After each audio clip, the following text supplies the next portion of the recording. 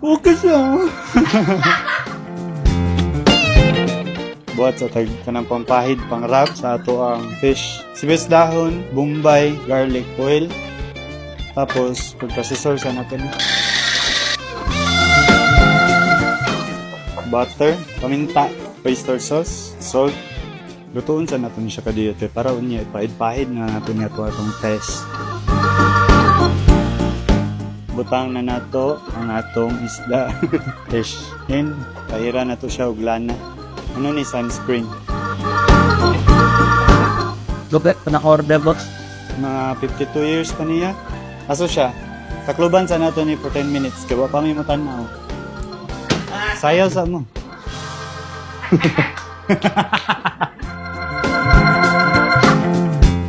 Oh. Woo! Continue brushing lang. Samtang nag-continue sa luto. Ayaw jud kahadlok na masunog nang nasa ilalom kay panit man niya. Then cook again for another 10 minutes. But always remember to be considerate sa size sa inyong fish kung magluto para magdepende na siya ang oras dito. Ha? Arong ako. Kaya nabay dahil masuko dahil di akin. Ha? Ha?